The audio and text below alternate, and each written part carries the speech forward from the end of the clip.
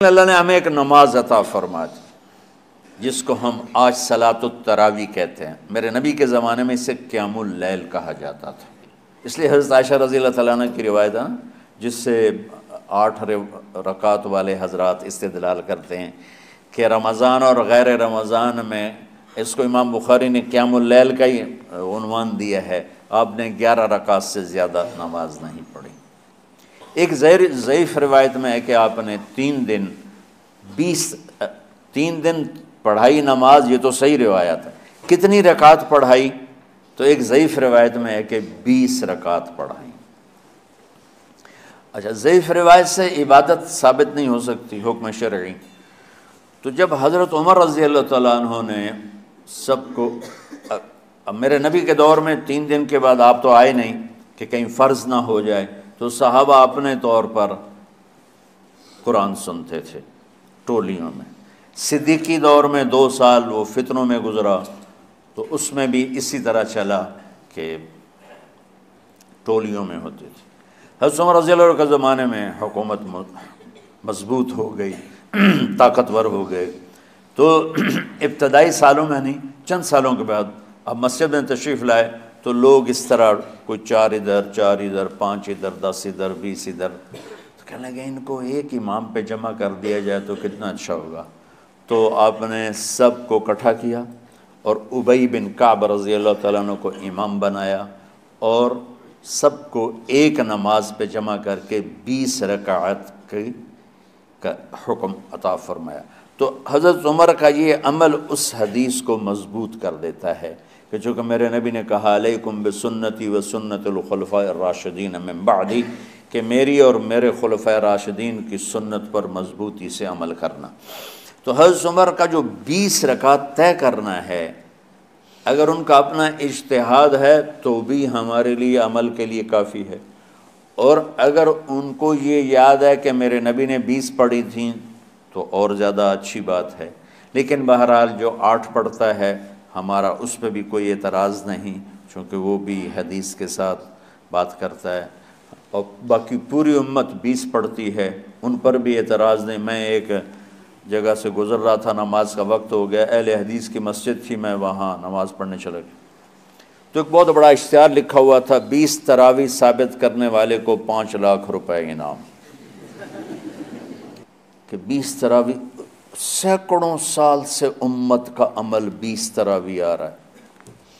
تراویح کا نام جو پڑھا مجھے یوں لگتا ہے کہ اہل مکہ، یعنی اہل مکہ جو تھے نا، وہ 4 تراویح پڑھ کے ایک طواف کرتے تھے، تو وہ آرام کے لیے ہوتا، ترویحہ آرام، تھوڑی دیر کا آرام، تو 4 تراویح کے بعد ایک طواف کرتے تھے۔ وہ چھوٹا سا طواف 10 منٹ میں ختم ہو جاتا تھا، اور پھر 4 تراویح پڑھتے تھے، پھر طواف کرتے تھے، پھر 4 پڑھتے تھے، پھر طواف کرتے تھے۔ یہ صحابہ کے تھوڑے بعد کے دور کی بات۔ تو مدینے والوں کو پتہ چلا کہ مکے والے تو یہ کرتے ہیں، وہ کہنے لگے اساں کی کریے؟ انہوں نے کہا اسی 40 تراویح پڑھیں گے، 40 رکعت، وہ 40 رکعت پڑھتے تھے۔ تو نوافل میں کوئی سختی نہیں کہ بھائی 8 سے زیادہ نہیں پڑھنی، بدعت ہو جائے گی، اور 20 پڑھنا بدعت ہے، یہ سب جہالت کی بات ہے۔ اور یہ 8 پڑھ رہے ہیں یہ غلط ہے، یہ بھی حماقت کی بات ہے۔ جو صحیح حدیث سے دلیل پکڑ کے کوئی عمل کرتا ہو تو بھائیو اس سے بحث نہ کیا کرو، مناظرہ نہ کیا کرو، یہ بہت نادانی والی بات۔ اور امت کا خلق لاکھوں کروڑوں انسانوں کا ایک عمل پہ جمع ہونا، یہ بذات خود اس کی طاقت کی ایک دلیل۔ اور حرمین جب سے میرے رب نے حضرت عمر نے 20 رکعت شروع کی، آج تک وہاں بھی ساری مساجد میں 8 رکعت تراویح ہوتی ہے، لیکن حرمین کی مسجد میں 20 رکعت، ادھر بھی ادھر بھی۔ اور یہ جو وہاں ختم قرآن پہ دعا نہیں مانگی جاتی، یہ کس کا عمل ہے؟ حضرت عثمان کا۔ حضرت عثمان نے اپنے دور خلافت میں تراویح پڑھانے والے سے کہا جب قرآن ختم کرو تو دعا کرنا۔ وہ کہنے لگے جی کیا دعا کروں؟ کہ جو تیرے دل میں آیا کرنا۔ تو ختم قرآن کی رات تراویح کی آخری رکعت میں من الجنت والناس کے بعد دعا کے لیے ہاتھ اٹھانا، یہ حضرت عثمان رضی اللہ تعالیٰ عنہ نے اس کو زندہ فرمایا۔ اور امام دعا کرتا تھا 1 منٹ 10 منٹ 20 منٹ جتنے بھی، اور پیچھے لوگ آمین کہتے تھے۔ وطر کی جماعت نہیں ہوتی تھی، وطر کو باجماعت حضرت علی رضی اللہ تعالیٰ عنہ نے شروع کی کہ وطر کو بھی باجماعت پڑھا جائے، تو یہ ان کی سنت ہے کہ وطر کو باجماعت پڑھا گیا۔ تو اب یہ لہٰذا یہ سارے سنت جو کام ان خلفۂ راشدین سے ہوا وہ بھی سنت ہے۔ تو اللہ نے ہمیں ایک عبادت دے دی کہ میرا قرآن پڑھو اور سنو۔ پہلی امتوں کو تراویح کیوں نہیں تھی یا قیام اللیل کیوں نہیں تھا؟ کہ ان کو اپنی کتاب یاد ہی نہیں ہوتی تھی، وہ اپنی کتاب کے حافظ نہیں ہوتے تھے، وہ اپنی کتاب یاد ہی نہیں کر سکتے تھے، صرف نبی کو یاد ہوتی تھی۔ اللہ نے ہمارے لیے کتنا آسان کر دیا کہ 7 سال کے یہ چھوٹے چھوٹے بچے قرآن یاد کر رہے ہیں، 70 سال کا بوڑھا قرآن یاد کر رہا ہے۔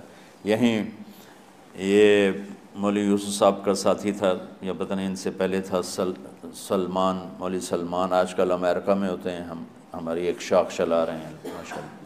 وہ شروع میں یہاں تھے، تو یہاں تراویح پڑھانے کے لیے ہمارے پاس حافظ کوئی نہیں تھا، وہ حافظ نہیں تھے، وہ صبح بیٹھ کے شام تک 1 سپارہ یاد کرتے اور رات عشاء کی نماز میں سنا دیتے۔ 30 دن میں قرآن یاد کر کے سنا دی۔ مطلب یہ سنی سنائی بات نہیں، ہمارے اسی حسنین، اسی ممبر اور محراب کی بات کہ یہیں اسی مسجد میں انہوں نے صبح سے مغرب تک یاد کرتے تھے اور پھر عشاء میں کھڑے ہو کے سنا دیتے تھے۔ پیچھے ہوتے تھے لقمہ کوئی دینے والا شاید، لیکن بہت خوبصورت پڑھ کے 1 دن میں یاد کر کے سنا دیا۔ اور ایک مجھے نام بھول گیا کہ 3 دن میں قرآن یاد کیا، 10 سپارے 1 دن میں یاد کیے، 10 دوسرے دن میں یاد کیے، 10 تیسرے دن میں یاد کیے۔ وَلَقَدْ يَسَّرْنَا الْقُرْآنَ لِلذِّكْرِ فَهَلْ مِن مُدَّكِرٍ۔ تو اللہ تعالیٰ نے اس کو نصیحت کے لیے بھی آسان کیا ہے اور یاد کرنے کے لیے بھی آسان کیا ہے۔ کوئی کتاب پہلے یاد نہیں ہوتی تھی کسی کو، ماشاءاللہ تم میں کتنے حفاظ بیٹھے ہیں اللہ کے فضل سے۔ تو اللہ نے ہمیں رات کی نماز عطا فرمائی، اور چونکہ یہ ایک مشقت ہے تو میرے نبی نے کہا یہ رات کی نماز کے ہر سجدے پر 1500 نیکی لکھی جاتی، 1500 نیکی لکھی جاتی۔ اور اللہ تعالیٰ ہر سجدے پر جنت میں ایک محل بناتا ہے جس کے 60,000 سونے چاندی کے دروازے ہوتے، اور ایک درخت اس کے لیے لگاتا ہے جس کے نیچے 100 سال گھوڑا دوڑ سکتا ہے۔ تو رمضان کا اہتمام آپ رجب سے شروع فرما دیتے تھے۔ میرے نبی نے 9 رمضان دیکھے، 9 رمضان اپنی زندگی میں، 9 رمضان۔ 10ویں رمضان سے پہلے آپ اللہ کے پاس تشریف لے گئے۔ آپ کی زندگی میں روزے فرض ہونے سے آپ کی وفات تک 9 رمضان گزرے، اور میں قربان جاؤں اپنے نبی پر، اپنی امت پہ کیسی شفقت تھی۔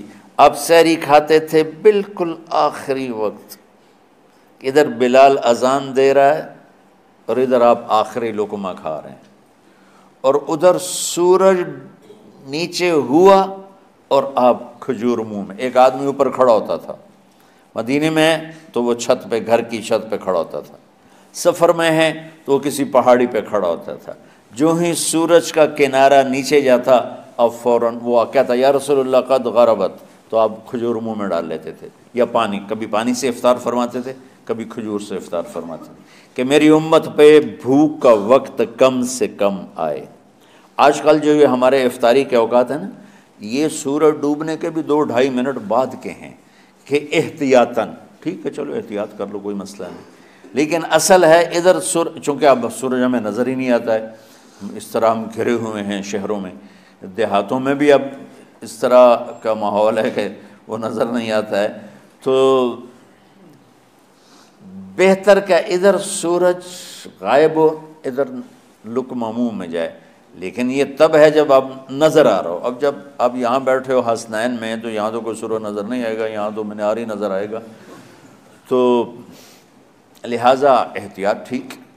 ہمارے اہل حدیث بھائی وہ 2 منٹ پہلے ہم سے افطار کرتے ہیں، تو بڑی اچھی بات ہے کہ سورج کے غروب ہونے کا جو اصل وقت ہے اس کے ساتھ ہی افطار کرنا۔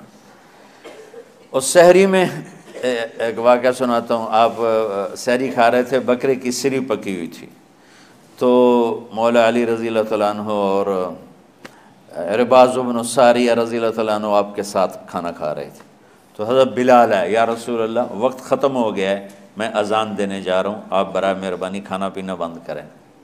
اور یہ کہہ کر چلے گئے۔ ایک انصاری عورت تھی، اس کے گھر کی چھت پہ چڑھ کے اذان دیتے تھے۔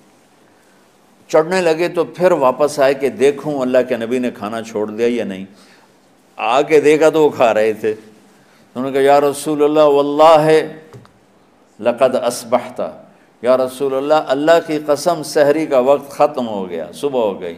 تو آپ نے ہاتھ پیچھے کر لیا، کہہ رہے تیرا بھلا ہو بلال، ابھی وقت باقی تھا، تیرے قسم کھانے پر اللہ نے اس کو پہلے نکال دیا کہ تیری قسم کہیں جھوٹی نہ پڑ جائے۔